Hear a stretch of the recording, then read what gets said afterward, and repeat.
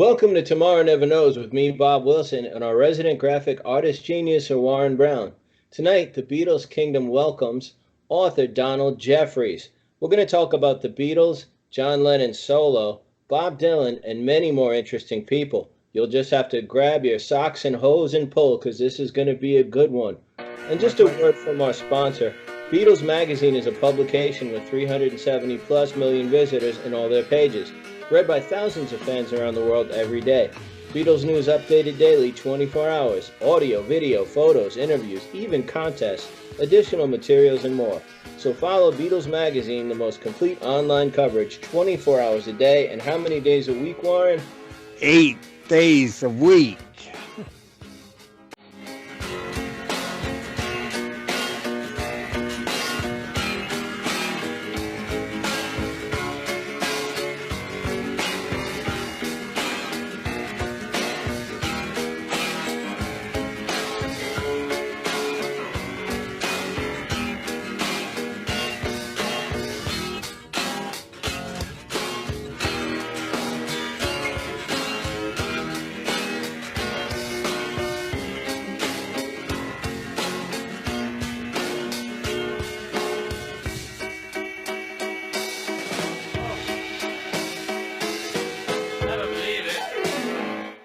All right, guys, so this is pretty cool. We have an interesting guest tonight. So tell us a little bit about yourself, Don. Well, I've just had my fifth book published. I had a novel published in 2007 called The Unreals, and ever since then I've had four nonfiction books. All of them have been bestsellers. I had a book called Hidden History, an expose of modern crimes, conspiracies, and cover-ups in American politics that came out in 2014.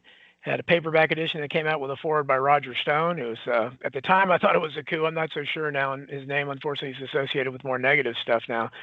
I had a book called Survival of the Richest that came out a few years later, how the corruption of the marketplace and the disparity of wealth created the greatest conspiracy of all. A paperback of that is coming out in a few months with a foreword by the great Naomi Wolf, someone I very much admire. And I just had a book last year published called Crimes and Cover-Ups in American Politics, 1776 1963, The History They Didn't Teach You in School, which is kind of a prequel to Hidden History. And that has a foreword by the great Ron Paul. I was incredibly honored for that. And just, recently, a couple weeks ago, officially came out my book, Bullyocracy, How the Social Hierarchy Enables Bullies to Rule Schools, Workplaces, and Society at Large.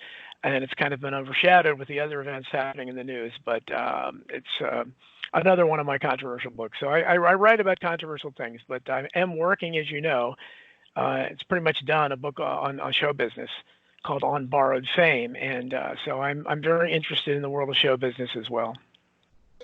And so evidently you're into some light writing and reading, I kid. Yeah. Tell us about your buddy John Barbour. He was chewing my ear off about how good you are. Tell us about John Barbour. I love John. Oh, John and I are a mutual admiration society. It's almost a surrealistic thing for me because I watched Real People when it was the #1 show on television. My wife loved it. She actually went out to she visited California before we started even dating, and was sitting in the audience of Real People. That was one of the shows her and her sister wanted to go see. So John Barbour's, it's kind of pretty surrealistic for her too, to have him call. He calls all the time. I talk to him so much, and he's become like my best friend. It's amazing.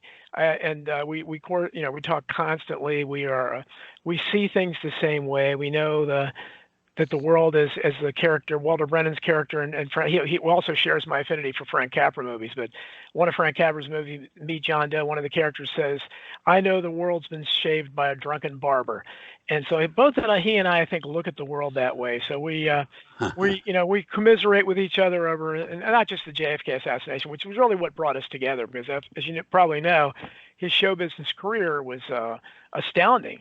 This was not only the co-host and creator of the #1 show on television, Real People, first reality show, really the godfather of reality television. He was Frank Sinatra's personal writer for years. He knew all the people out there, but I feel that his career was, at least unofficially, blackballed because of his involvement when he started working with Jim Garrison about the JFK assassination. So that was naturally the interest that brought he and I together, because we share that interest. But we just, he always looks out for me. When he's on a talk show, he tries to get me on. I try to do the same thing for him. So it's wonderful. He's one of my favorite people. It's the most rewarding friendship of my life. He Well, likes to talk to Warren a lot too, but I hardly yeah. hear from him off the shows. But he loves you. I kid, but he loves you and Warren. Warren, what were you saying there?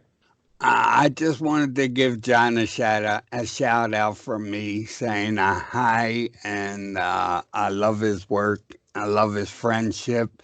And Don, did you know that John has a piece of my artwork in his house? I did not know that. No.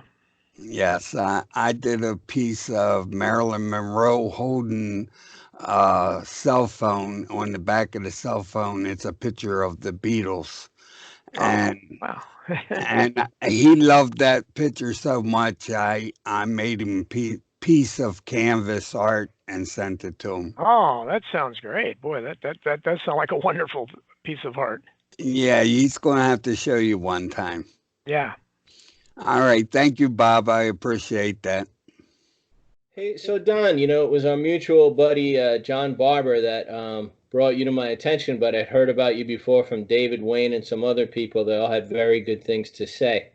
But John, he told me you better have him on, so I went right to it. And I just wanted to make sure John reposts the show, and I know the greatest way to do that is I see that book in the background, sort of looks like John's new book. Maybe you could hold that up and tell us about it and the fellow who wrote the foreword. I just so happen to have a copy here of this, and this is Your Mother's Not a Virgin. And let's see, how can I do this? There you go. There you go. There you go. Your Mother's Not a Virgin: The Bumpy Life and Times of the Canadian Dropout Who Changed the Face of American Television. And this is obviously John Barbour's memoir. I was incredibly shocked and honored that he asked me to write the foreword. So, I have a vested interest in its success if I didn't already, just because I love the guy. But it's a fantastic read. It not only covers his long decades in show business, which go back to being a stand-up comedian that had people like Neil Simon and Dick Gregory write the liner notes for his comedy albums, and then he was Frank Sinatra's personal writer for years, and he was also the first full-time film critic, I believe, one of the local stations out in LA, where he worked alongside Tom Snyder, worked with a young Brian Gumbel, a young Tom Brokaw. He worked with everybody, interviewed people like Muhammad Ali and Che Guevara, Jane Fonda, Ronald Reagan. It's a fascinating story. And of course, then it gets into his JFK work, which is what brought us together, because that was the common interest we had. And we crossed paths there, and we've hit it off and clicked. And it's the most rewarding friendship of my life. I cherish it.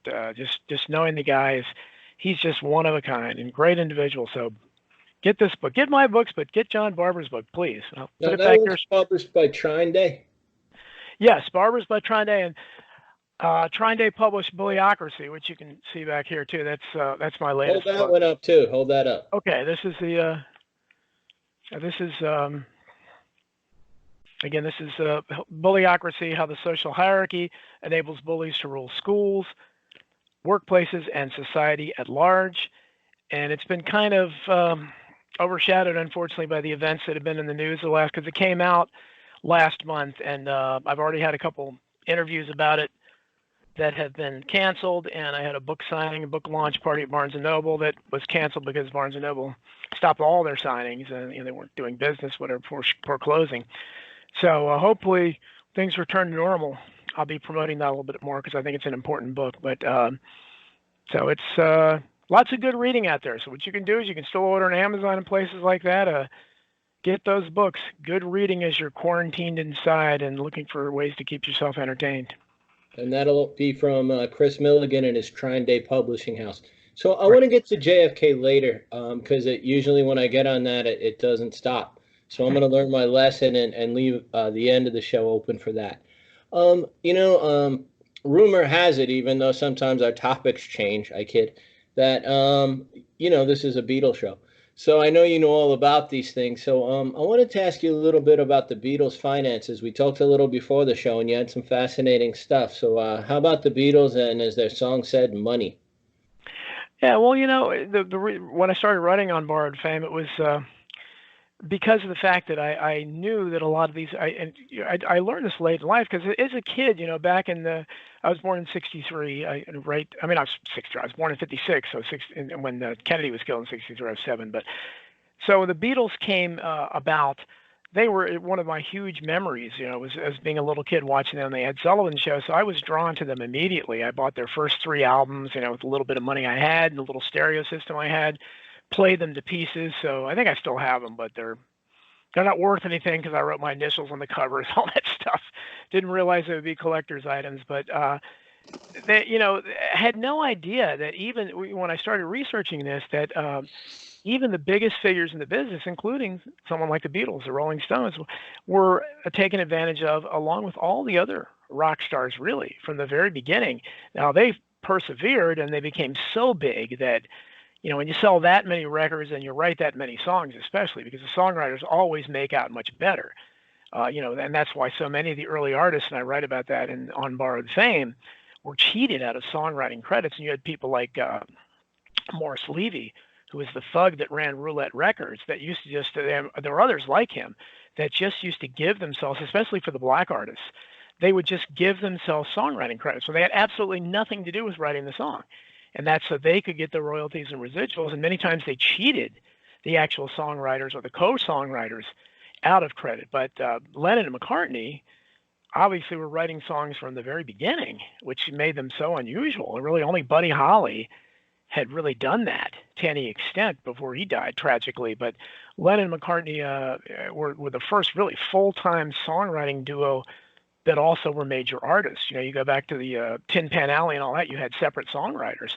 And what made the Beatles so different is that they were a self-contained unit that was producing virtually all original music. They did a few covers early on, but for the most part, everything you heard out of them was written primarily by Lennon and McCartney, and George Harrison was as we found out later, was actually a great talent too. And unfortunately, he was kind of stifled there because he was limited to usually a couple songs per album.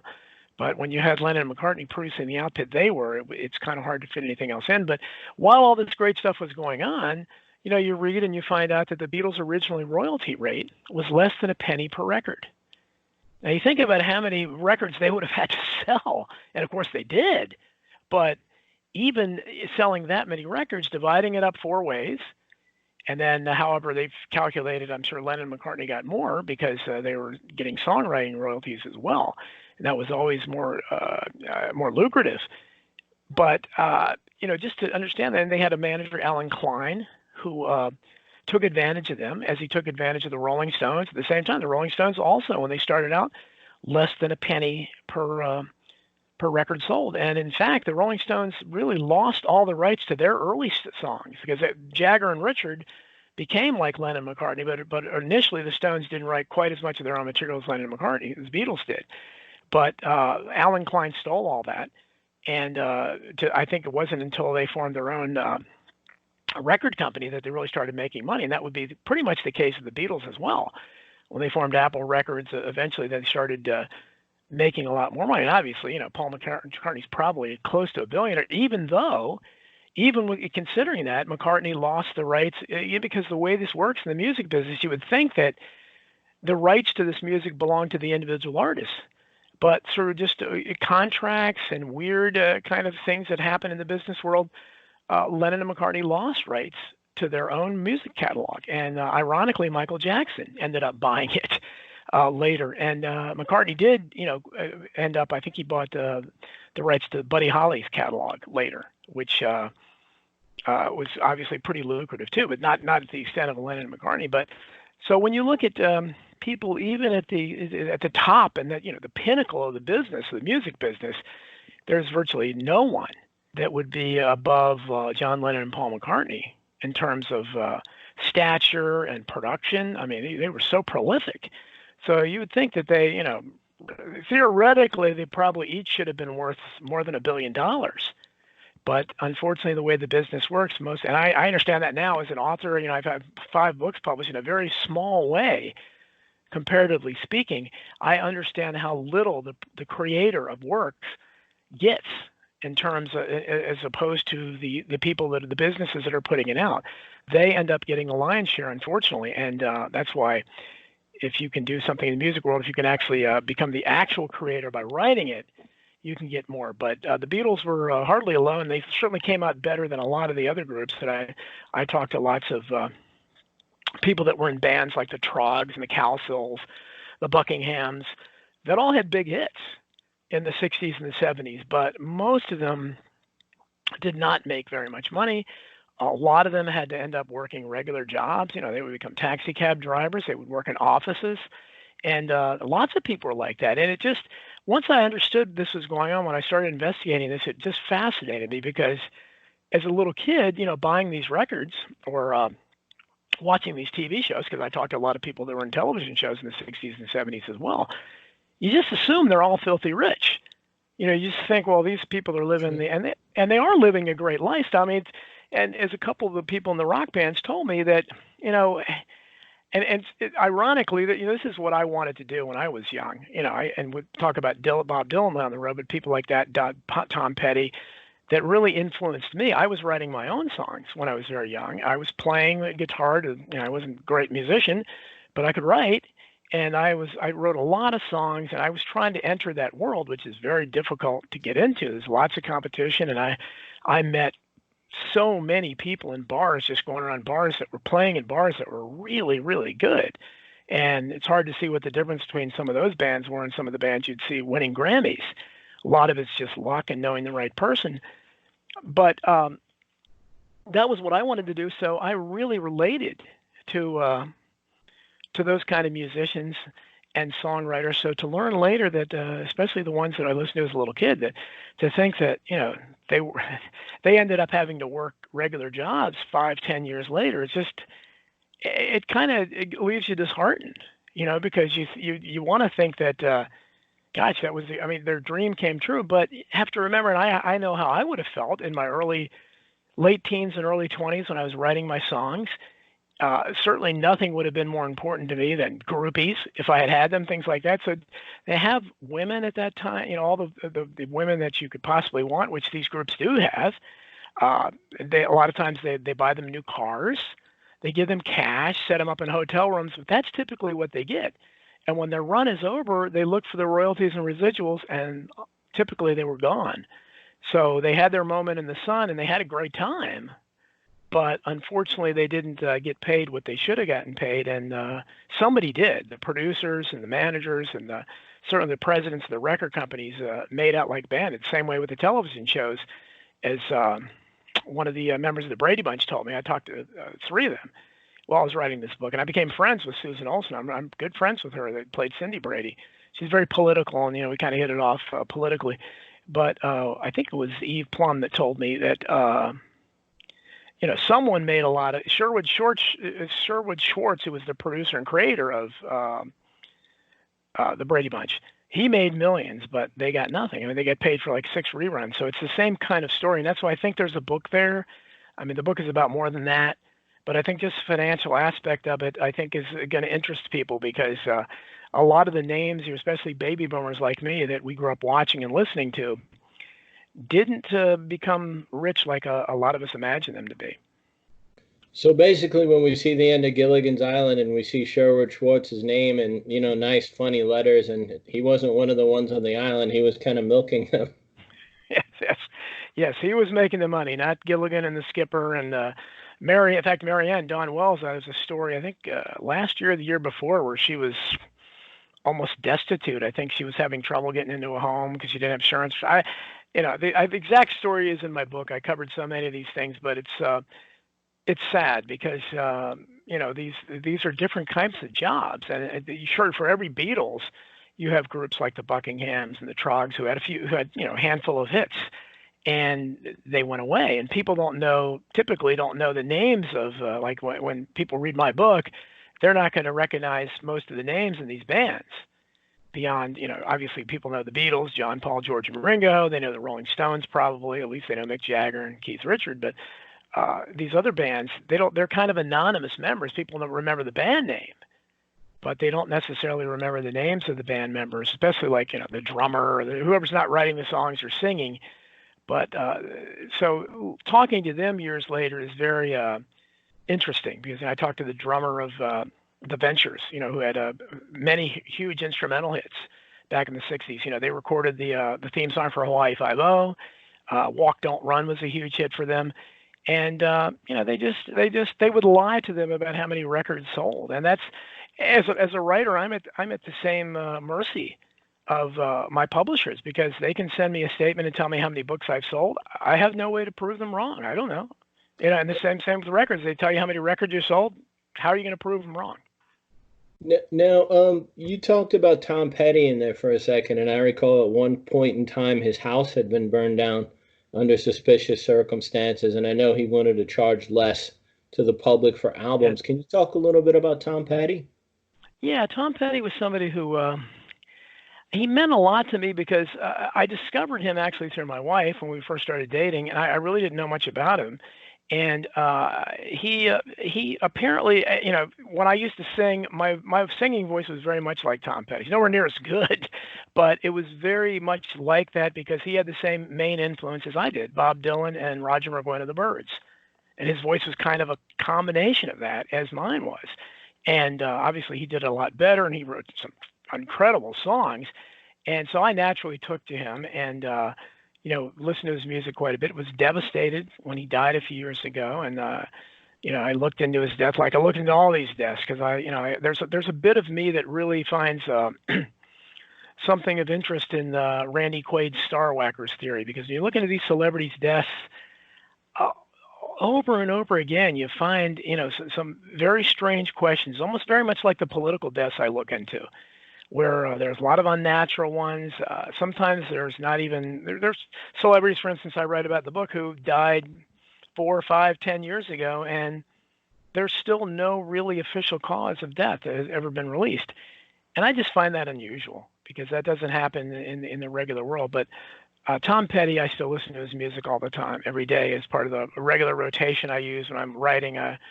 Tom Petty and Dylan, of course, and the Beatles, and Brian Wilson and the Beach Boys and the band, and those are people I've always loved, and that's what I still listen to. I listen to some newer stuff as well, but I think that music is timeless, and a lot of young people still get into it. And certainly the Beatles reflect that. I know a lot of young people that are big Beatles fans that were born, 30 years after the Beatles, hit Ed Sullivan, and it's timeless music. It was something they hit upon a formula that with the three guitars and the drums that became the standard for rock and roll. Now, you mentioned Bob Dylan. I know our fans like Dylan a lot, and we've done some shows on him as well. But how does he fit into some of this? I know the Beatles were very influenced by him. Of course, we know the songs he wrote, but is there any background and stuff about him that we might know in the record industry and such? Well, Dylan had a manager as well. He had an Alan Klein type manager, and Albert Grossman, who was also a bit of a thug. And I believe the standard rate for a manager in the music business was 10%, and Grossman always charged Dylan 20%. And Dylan didn't seem to mind. I mean, I'm not sure why. Maybe money wasn't as important. And certainly and there's a guy, again, who wrote virtually everything he recorded, and so many other artists, the band, the Byrds, had Peter, Paul, and Mary, had huge hits with Bob Dylan songs. So every time they had a hit, Peter, Paul, and Mary had a huge hit with Blowin' in the Wind. That was Dylan's song, so he got a lot of money out of it. The Byrds recorded tons of Dylan songs. So did the band. So every time one of these groups did that, he would get paid. So he ended up making good money, but he was giving too much to Albert Grossman. And Dylan was, again, a huge influence to me. I listened to I just, poured over his lyrics like I poured over the poetry of the Victorian. I was reading poetry, writing poetry all the time back then. And Dylan was, to me, a fantastic poet, as I think John Lennon was in many ways as well. But Dylan was talking about things that really resounded to me, and he was there was always an idea that in his lyrics he was talking about things that maybe he would always say there's no meaning in my lyrics. But so many of us found great meaning in Bob Dylan. You had people like A.J. Welberman. Well, I think he was throwing us a curveball by saying that. I think he was tired of answering reporters, but obviously he didn't get some of the awards and think a Nobel Prize for nothing. Yeah, to write some of the words that he wrote and the way he wrote them without having some kind of purpose in mind. I don't think that accidentally happens, but yeah, for whatever reason. But that's always been Dylan's personality, kind of, is that he. I'm not really aloof, but if you go back to even back when he was very young, when you watch the interviews, he's kind of laughing at the reporters and considering them a joke, and he's almost like scoffing at any question they ask, especially about his music, or if they're saying he's brilliant and profound, that he's scoffing at them. And I don't know if he's just trying to be self-deprecating, or if it's all part of the Dylan persona, because Dylan did craft a persona, and I think that this it would made him a little more mysterious. And then once he had his motorcycle accident, which in 1965, people don't realize that Dylan, almost all his greatest, most classic songs were written by the time I think he was 24. And he had this motorcycle accident, supposedly, or a lot of he's kind of disappeared from public for a while. And when he came back, he really was very different. And I think his next album was Nashville Morning, which was very different, disappointed a lot of people because it wasn't as profound lyrically as his other work was. It was a different kind of music. And really, up from that point on, I mean, he's had obviously still great stuff because he's put out so many albums. But other than Blood on the Tracks, which was a return to his early form, I still think his early work, certainly Highway 61 Revisited and Blonde on Blonde, are what he will always be remembered for. And he wrote all that when he was very, very young.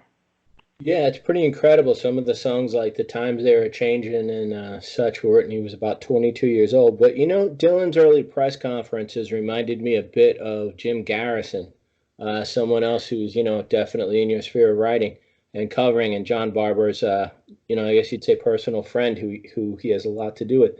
But I think Dylan became so, he said, and if you watch the movie Don't Look Back, you see some of his Yeah. interactions with the press and how hostile it was towards him. I think later now he is feted by the press, but I think two periods that stand out were that time of like about 1965. They were flaying him, calling him radical and different things. And later in his Christian period, he was really ripped for his beliefs. But what about, I think Jim Garrison said the same thing about the press. Like, it's just interesting, the two things side by side amaze me, like they're so parallel. But could you talk about Jim Garrison in the press a little bit?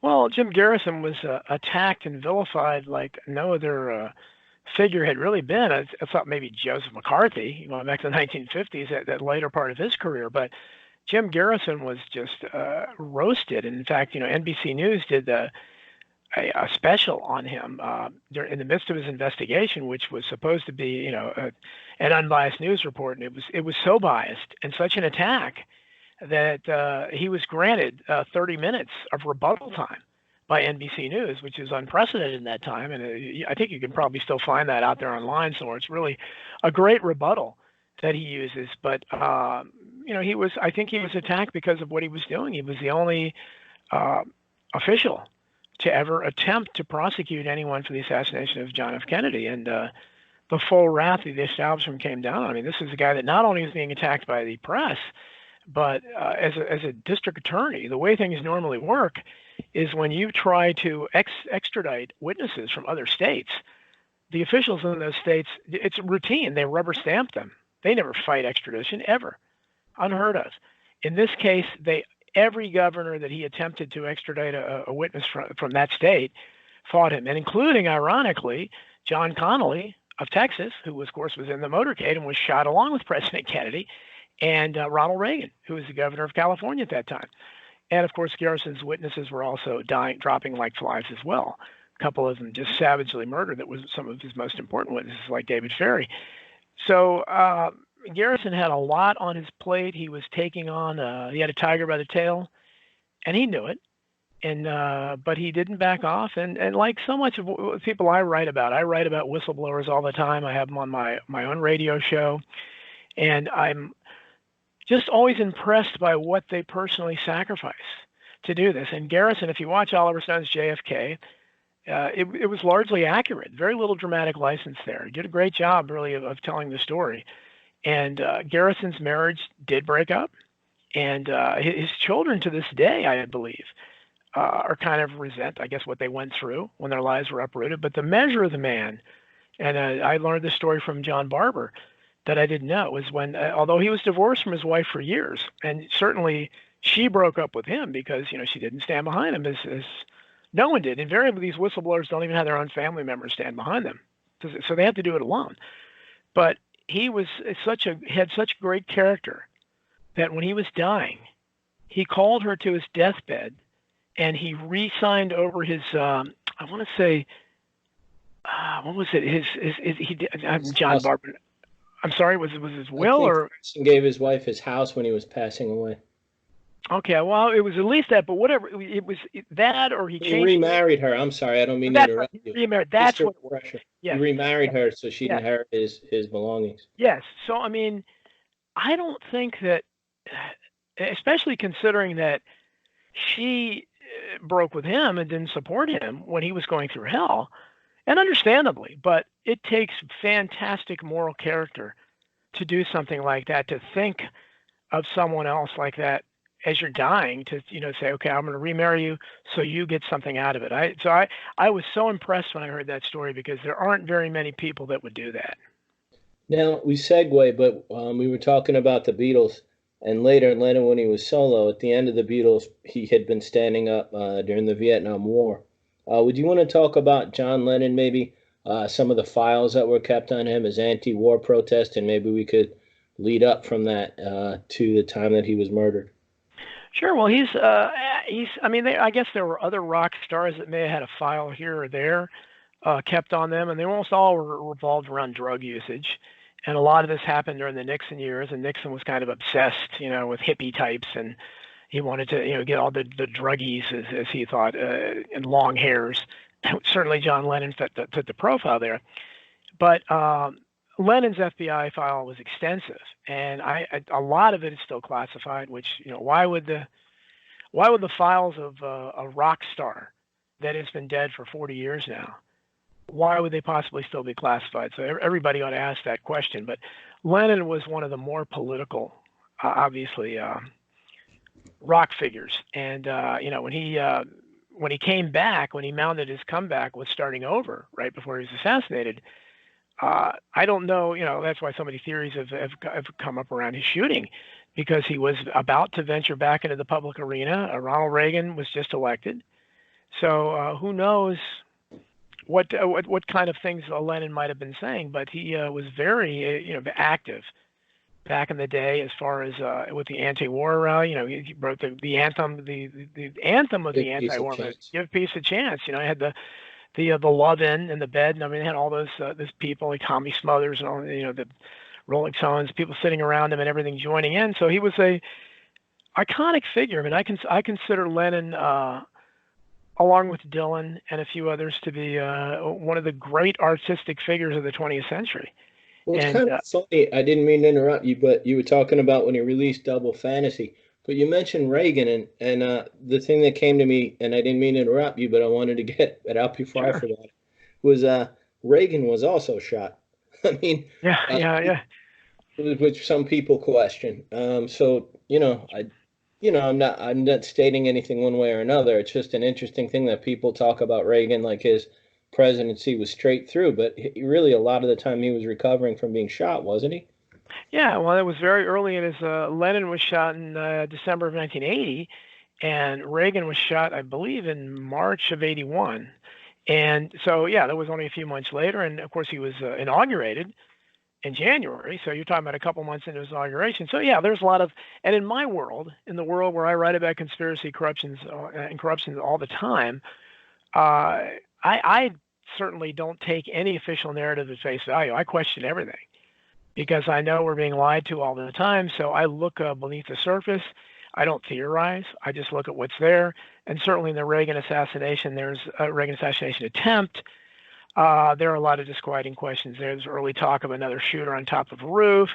There was John Hinckley's very questionable background. In fact, he was involved with his father sat on the board of directors with World Vision International, kind of one of these shadowy groups where Mark David Chapman would later be involved with that as he was traveling the world on what seemed to be a meager income, But much like you know, you can go all the way back to the assassin of McKinley, who was also traveling and seemed to have more money than he should have had. And of course, Lee Harvey Oswald, James Earl Ray, you know, who went on the run when he had no money supposedly, and fled for a while until they could find him. So of course it leads to natural speculation that someone or something is financing them, and so there are these kind of connections that rise up everywhere, and I'm always looking for these connections, and there usually are connections between these events, and it's what keeps my interest. But John Lennon was. I mean, as a teenager, you know, I bought all his solo stuff, and I always looked forward to the release of a new John Lennon album. I just, you know, I love the guy. I still think he had the greatest singing voice I've ever heard. If I had my choice, if I could have, you know, one person sing a song that I wrote, I would pick anyone in the world. At any time, it would have been John Lennon. I think his voice was just magic. Now, if I flesh it out a little bit, just because some people, good people, I mean, they might say, oh, come on, you know, why would they want John Lennon dead? He wasn't protesting anymore. But had the Beatles ever reunited, I think that, you know, even in war, they're propaganda. Propaganda is a big part of, you know, the war machine. Had the Beatles gotten back together, I mean, John Lennon was also already extremely famous, but the amount of leverage he would have in the press at garnering a page one or a page two, almost at will, had the Beatles reunited. I think that's an awesome threat to someone who came out of the working, you know, he working class hero song and such, but he, you know, had all those people marching, singing "Give Peace a Chance." I mean, it affected, you know, I'd say millions of people, and you know, his power would have even been possibly greater at a Beatles reunion than it was even in their heyday. After Watergate happened, people's minds were opened a little further. Do you agree with that, or have any thoughts on that? Yeah, well, I think also the media had grown more diverse, and certainly with the birth of music videos, and the Beatles were one of the first to put out a music video with Strawberry Fields Forever and a couple of the other early songs. They did kind of what would become an MTV style video. They were pathfinders there. So John Lennon, anybody who's seen it, I'm sure anybody listening to the show has seen Hard Day's Night many, many times. But what made the Beatles so captivating to audiences in that film and their press conferences and so forth was the fact that they were really funny. They were just naturally witty, and I think Lennon was the wittiest of all. And I can't imagine what he might have done with the new media, with once you know, MTV came along, and all that came after he was dead. But he might have hosted a talk show. I think he would have been great at it. And he was very witty. He was also very, as like most great artists are very interested in other artists. So Lennon was a huge fan. For instance, he was a huge fan of Rosie and the Originals song, Angel Baby, for some reason. And a lot of these artists were. And so I think that, I don't know if he still does, but Dylan was doing some kind of show, I think on Sirius Radio, where he was just playing other people's music and talking. And I think Tom Petty did that for a while too. So I think a lot of these, you know, people will you know, they obviously admire other artists because it's what they do, and maybe they were inspired by them or whatever. And I can't imagine what Lennon might have done with a platform like that once cable TV went out and there were more talk shows and so forth. I mean, certainly if he had wanted to, he could have had a talk show. And the Beatles themselves, if they had gotten back together, imagine the extra audience they would have had, the video audience, because they were still captivating. Now McCartney never really took advantage of that, but McCartney, I'm not a huge fan of his. McCartney, just to defend him, I'm sorry to interrupt, Yeah. but McCartney did offer to do the music for Mark Lane's film. Yes, I was and he offered to donate it. Yes, I was going to bring that up. That we know McCartney was very interested in the Kennedy assassination, and in fact, I got my start in the JFK assassination working as a teenage volunteer for Mark Lane's Citizens Committee of Inquiry in the mid-'70s, and I still remember being at his office in Georgetown stuffing envelopes, and he got a phone call from Hollywood, and he came and he told me and another teenager, I don't know, he'd never met us, but he told us he's everything. You know, he said, this is Freddie Prinze calling. who was one of the top comedians at the time out there, and he said he's calling me every day, and he's obsessed with the Kennedy assassination. And if I had been there that day, I would have not known that, because Freddie Prinze supposedly killed himself like a couple months later. And I would have never associated his death, like so many others, with the JFK assassination. I do now because I know personally that. But during that conversation, he mentioned Paul McCartney. And he talked about how McCartney had been very interested and had actually called him at his home, I believe, after he had read Rush to Judgment, and said, so he didn't do it, did he? Something like that. And Lane talked a lot about this, not in Rush to Judgment, but in his follow-up called A Citizen's Dissent, in which he kind of explained his own personal involvement there. But McCartney and John Lennon also was not as vocal about it, but certainly, as political as he was. And I exchanged emails with Paul Krasner, who was an associate of May Brussels, and was also a kind of an avant-garde figure in the music world and the comedy world back then. He just died, I think, last year or the year before that. And he assured me, because he knew he was very good friends with Lennon. And I said, look, Lennon had to have doubted the war. And he said, oh, yeah. He knew he's so, certainly those two at least did. And I would imagine Harrison and Ringo is probably not as political, but so would it ever got to the point where they would have doubted it publicly? I don't know. McCartney never, has really. McCartney's never talked about that publicly, but that he was interested in it. But so yeah, I think that things might have been totally different. Certainly if the Beatles, and of course everybody's heard that apocryphal story that, well, it's not apocryphal. I guess Lennon and McCartney both said it, that they almost got together, when the Saturday Night Live, the early Saturday Night Live was offering $100 or some stupid nominal amount for the Beatles to come on their show. $1,000 each.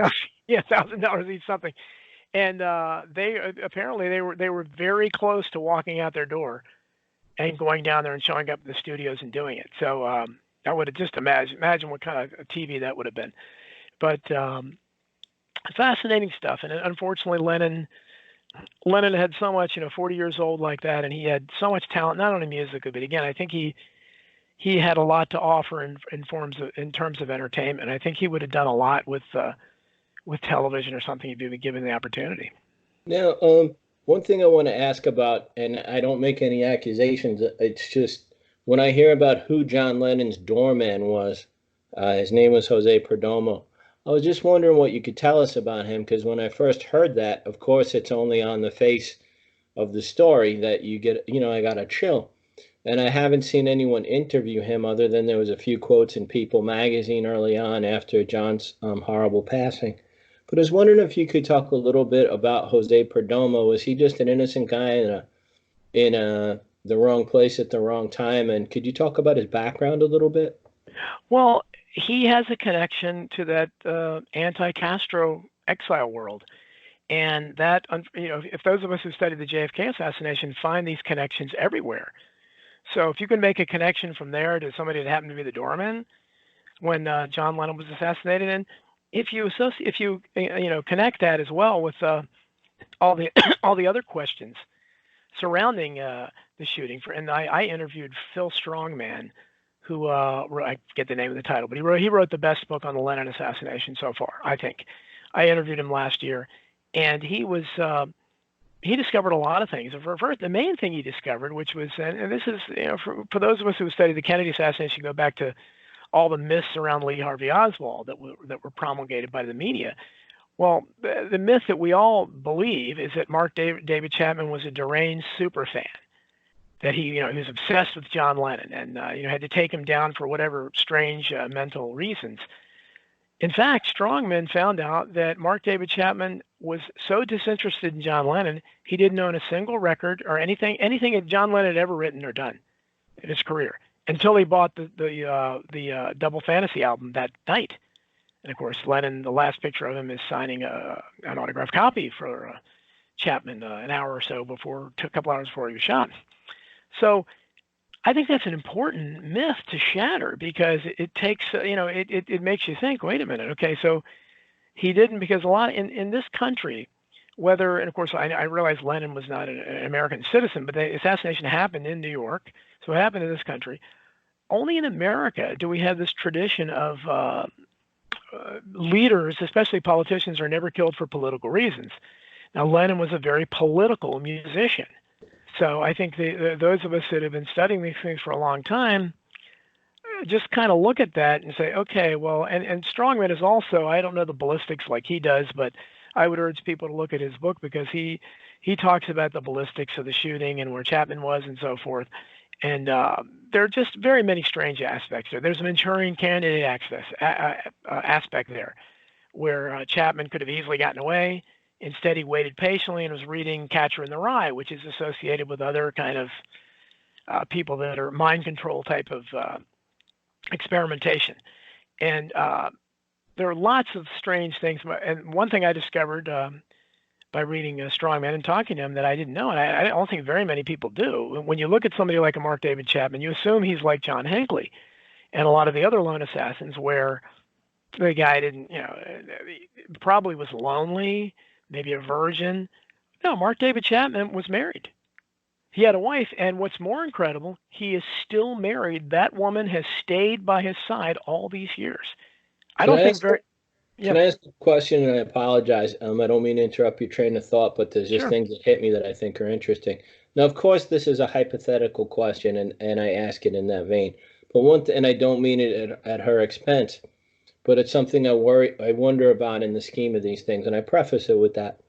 But it's just, when I spoke to someone who was deep into the JFK world, who wrote one of the classics, I was friends, I'll mention him, it was my friend Michael Canfield, and he wrote Coup d'etat. Yeah. And we were talking one night. We'd become pretty close friends just to the sake of being friends, but we talked about all this stuff, of course. His opinion was it's possible that she was actually one of his handlers and also later one of the possibility I bring up, but one of his ministers. Also, he said she stayed with him all this time. She could be one of his handlers, and I didn't think that deeply, and it kind of shook me up. I was just wondering about that world, if you could flesh that out a little bit. Sure. I wouldn't. I mean, any way you look at it, it certainly seems bizarre that somebody would stay with somebody after they committed an act like that. I mean, would you want to be would you want to be known as I'm the wife of the assassin of John Lennon? I mean, I can't figure out what the upside there is. I mean, certainly he's in prison, so it's not like you're going to lead a normal life ever. So, I think there's history of that. Certainly, we look at somebody like Sirhan, who most of us believe was a Manchurian candidate type, was hypnotized in some way and was at the scene and firing shots, but didn't shoot RFK, was just kind of programmed to be there. There was a woman there, the famous girl in the polka dot dress, who lots of people feel was Sirhan's handler, was there. So this certainly, it happens in a lot of these cases where people have handlers. And I certainly, I would lean towards something like that more than I would lean to that it was a case of true love, because it kind of flies in the face of reason that anyone could possibly be that loyal to stay married to someone who really most people would feel incredibly betrayed. You ruined my life. My reputation is forever smeared because I'm associated with you. You humiliated me, and not to mention you did such a horrible thing and robbed the world of a great artist. Those would be horrible anniversary cards. Okay, after all that, light fluff and butter and stuff, I just wanted to ask something deeper. What's your favorite Beatles album? Boy, that's a tough question. Probably the White Album. Why is the White Album your favorite? I know you get two of them in a poster. That's not a bad deal. Yeah, well, I think it's a volume, and there's great stuff on every one of their albums. But it's the one probably I loved their first three albums as a little kid, and I still really like the early Beatles music the best. I think they were just fantastic pop songs. I love it. In fact, John Lennon, despite being such a serious artist, I just think he had a real knack for writing incredibly catchy pop songs with clever lyrics. But the White Album, I think, was when they hit their peak, maybe as and certainly it's the best representation of George. It has "While My Guitar Gently Weeps," which is, I think, one of the best Beatles songs. And, it just has a bunch of great stuff by Lennon. It has some good stuff by McCartney. And so and it's a quantity thing, because almost everything the Beatles were doing by that point was really good. So, and it's just the album that I happened to listen to the most at the time. I had it, and I remember it well because I played it all the time. Did you play it backwards? I think I tried that, yeah. To hear, is that the one where you hear "I buried Paul" or whatever? I'm not sure. Or "I'm the walrus" or. I think it says you're ruining your record. Stop playing me backwards. Stop playing me backwards. Yeah. I'm going to hand over to Warren now. He's been patiently waiting, so here he is. All right, thank you, Bulldog. I appreciate that. And just for the record, my favorite album is Revolver, and I believe that was their turning point. And the early Beatles got me into the Beatles, of course, and I love all their stuff. But I'm more into the later stuff from Revolver on. I think that was their best compositions. And anyway, I wanted to get into talking about Marilyn Monroe. Earlier, I stated that I gave John Barbour a piece of my artwork of Marilyn. Can you give me a connection between Marilyn and JFK and how all that goes about? Well, the rumors or allegations about JFK and Marilyn Monroe began actually with a sensational book called The Curious Death of Marilyn Monroe by Robert Slatzer, which I remember reading as a very young guy back in the 70s, and that's what got me into understanding how suspicious her death was. I think regardless of what her association with the Kennedys, I don't think there's any question that she was murdered. She didn't kill herself. So anybody who studied that, I think, understands that. But the relationship with JFK, or Slatzer was actually writing more about her being having an affair with Robert Kennedy.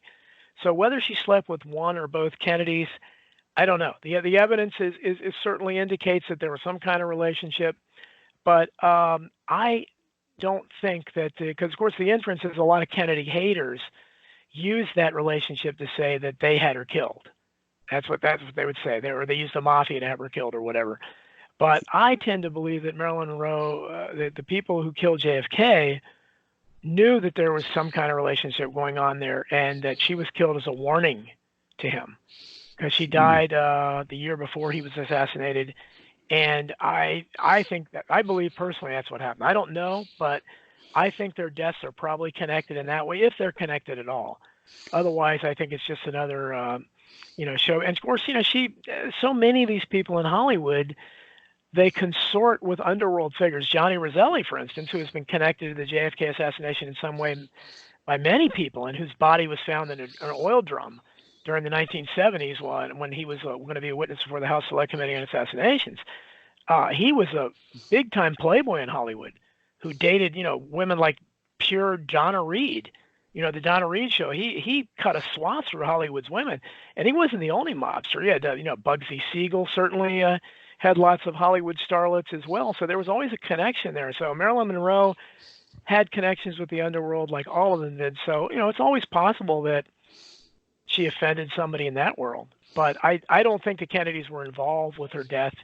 But I do think there may have been a connection, and that she was killed as a warning to JFK, and obviously he didn't heed that warning. I was just wondering, I know you had mentioned Sally Kirkland in the past, and my friend Michael Marcades is the son of Rose Cheramie. I was wondering if you could talk a bit about Sally Kirkland and JFK in general. And Michael's got a new book out. It's revised Gathering Fallen Petals. I thought it'd be interesting if all you guys, maybe spoke about it if you were interested in that, but we could talk about that later. But since Mike's got a new book out and it's his mom, which God only knows, if your mom possibly was murdered or just the way she passed away, I think is very haunting. Could you talk about Rose Cheramie a little bit and JFK? Yeah, well, certainly. And Sally Kirkland, I've communicated with her several times on Facebook, and she's, I'm connected to a lot of these kinds of celebrities that will be connected with someone like me. I'm not going to get Brad Pitt or George Clooney. People like that aren't going to, Sandra Bullock, they're not going to be associated with me. But people that are kind of a step down, or maybe their careers are not what they were at one point, are more willing. And Sally Kirkland, I guess, had seen my post on some of the other celebrities I'm friends with And she actually sent me a friend request on Facebook. So I thought that was cool, really neat. So, and she knows that I was teaching a course at that time in Oliver Stone's JFK. I taught a class out here on that. I know the film inside out.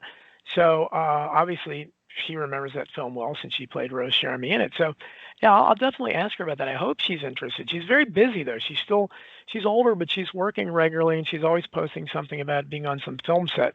So I will definitely do that. But Rose Cheramie's an important witness, and I think there's no accident that Oliver Stone decided to start JFK out with that, with her being, in the hospital and saying they're going to kill Kennedy, because she was somebody who was arrested, and she had kind of a dubious background, drugs, and I don't know if it was prostitution. I'm not sure what was going on there, but certainly a background somebody wouldn't necessarily be proud of. But she was in the hospital, and she had, I think, been thrown out of a car or something, and she just happened to say, you've got to stop them. They're going to kill Kennedy. And this was before the Kennedy assassination. So, of course, she has always drawn the interest of JFK assassination researchers because here she was basically predicting it. And so once it became true, then and she was still in the hospital, I believe, the people at the hospital, the doctors, tried to contact Captain Will Fritz and other officials to say, hey, you might want to talk to this lady. She predicted this. And then later she, of course, talked about, she was asked if Lee Harvey Oswald knew Jack Ruby, and she laughed and said, are you kidding? They were bedmates. And so certainly she should have been of interest to the authorities if there was a real investigation going on. But those of us who investigated the JFK assassination know that there never was a real investigation by any authoritative body. So they didn't want anything to do with her. And then, of course, she became just another unfortunate statistic. A couple years later, I believe it was 65, if I have it right, where she was involved in yet another accident, a hit-and-run accident this time, and she died. So her son would obviously know a lot more than that. But she's an interesting figure, but one of many tragic figures involved in this. And but I think Sally, I would think, would be interested in that. But I'll try to reach out to her and see what she says. That would be great. And just Michael, got me up to date. He liked Stone's movie very much. The only one thing he pointed out, though, was she wasn't actually thrown from a car. And a lot of people take little things like that and attack the movie as a whole, which I don't agree with whatsoever. Right. But she actually was in a car with, it might have been Sergio Araca Smith. And I think the other name was a man identified as Santiago or something. We can fix out when Michael comes on. But, as you're saying, she was, taken in the hospital, and Lieutenant Francis Fruget, who later helped Jim Garrison, came down. And, in front of many doctors and nurses, as you eloquently stated, she said JFK was going to be killed. And Michael was very clear to me, but he can tell his own story, when we do an interview about his mom had been, quite definitely linked to Jack Ruby. So that was really, quite a daunting story. But his new book, Gathering Fallen Petals, which is a revised from the last one, is going to have a lot more documents that they found from a hospital that now would no longer exist. I think they got them just before they would have been destroyed. And it showed, they said she was dead on arrival at the hospital when actually she was cognizant and lasted 8 hours. And what she said wasn't recorded, so the story's quite different than the account that would have, ended her speaking anything at the unfortunate time that she passed. Over to Sir Warren. All right, thanks, Bulldog. I want to ask one question real quick. Why do you think they won't release the Garrison files? Well, I think, a lot of us, regardless of what you think about the Kennedy assassination, would ask why any files are being withheld, the Garrison files or the FBI files, CIA files, Secret Service files that are still classified after, close to 60 years now. And, of course, the logical question is if JFK was killed by a minimum wage earning loser that was a kind of a amateur Marxist or whatever they wanted to call him, if that was all there was and there was no involvement with anything or anyone powerful, why would anything ever need to be classified? Why would anything be a matter of national security? But the question answers itself. Obviously, it's because he wasn't killed by a minimum wage lister. He was killed by someone or something that had connections to these powerful organizations, and that's why they continue. And Garrison has been demonized forever. So yeah, his files being withheld because he discovered a lot of great things that we still don't know the extent of during the course of his investigation, because that was really the only time that anyone has attempted to actually honestly investigate the case. I thank you for that answer. With that being said, I'm going to ask you about where people, our listeners, can find you, your book, and any projects you got going on. Okay, well, you can. I'm very active out there on social media. If you Google my name, Donald Jeffries, you're going to find a lot of stuff, maybe more stuff than you want. Interviews, articles I've written, and so forth, and my books. I've had 5 published. My blog I write regularly at is Keeping It Unreal after my novel The Unreals, and it's donaldjeffries.wordpress.com. A lot of my work has been published by Lou Rockwell, which is a big internet libertarian website, and my books Hidden History, Survival of the Richest, Crimes and Cover-Ups in American Politics, 1776, 1963, Bullyocracy, and even The Unreals, the science fiction novel I wrote first. They're all available out there, Amazon, Barnes & Noble, via the publisher, wherever you can. They're in many libraries. If they're not in libraries, you could suggest your library purchase them. I always say that nobody has to buy my books. If you suggest it to your library, I get a sale the same way, and it doesn't cost you anything. And I like that because it gets in the hands of more people in libraries. Right, that's great. Would you like to give our mutual friend another plug in his book behind you? Sure, Mr. Barbour, of course.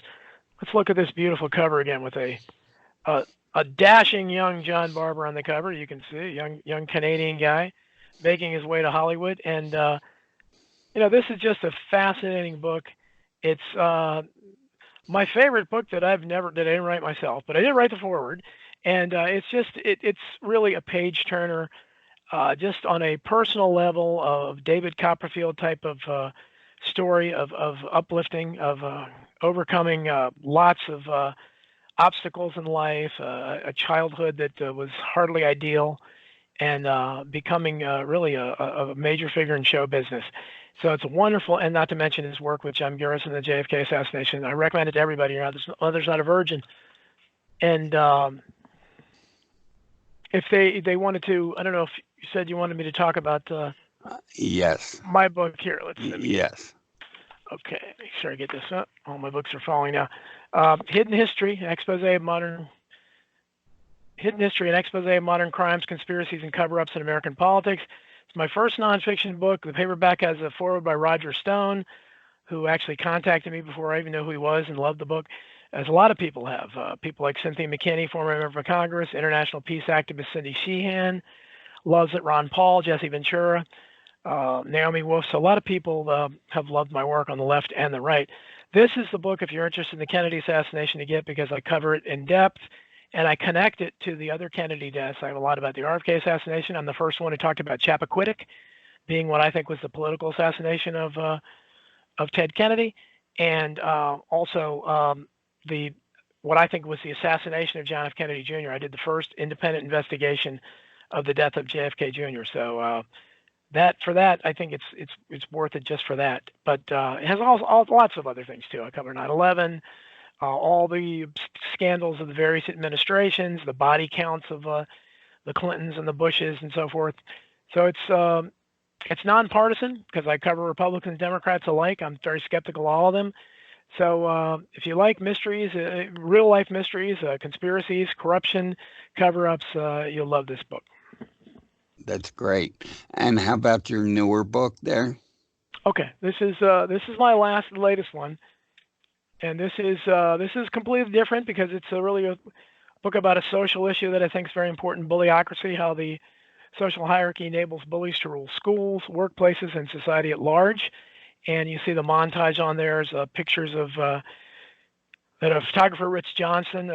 He was luckily very honored me with letting us use a montage of his photos, which was a big project, I think, out in L.A.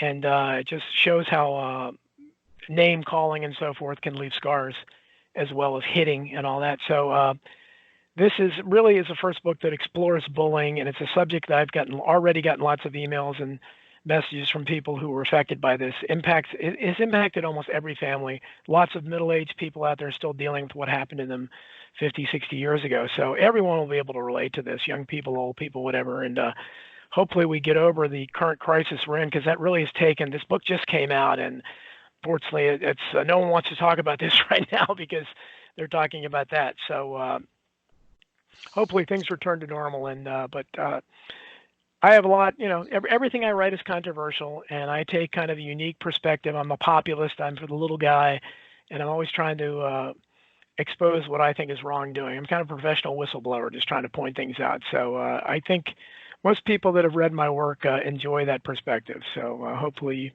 people out there listening will too. I enjoy it myself, and I definitely will be getting that book.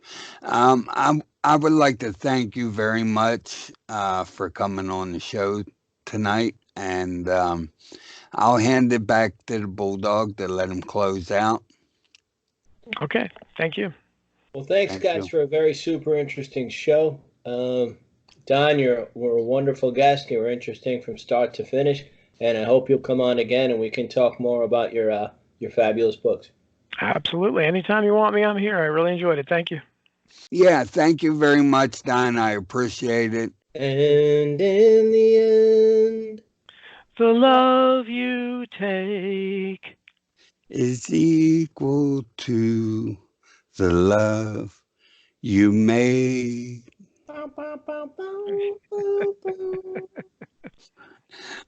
Thank you. That was great. Not again. All good stuff. Thank you so much. Thank you. Thanks for having me. Enjoy it. Thank you very much. And tell John I said hi, please. Oh, I'm sure I'll be talking to him soon. Yeah, I will. Definitely. All right. Thank you. Thank you. Thank you. Take care. Bye-bye, guys. Bye. Take care. Bye.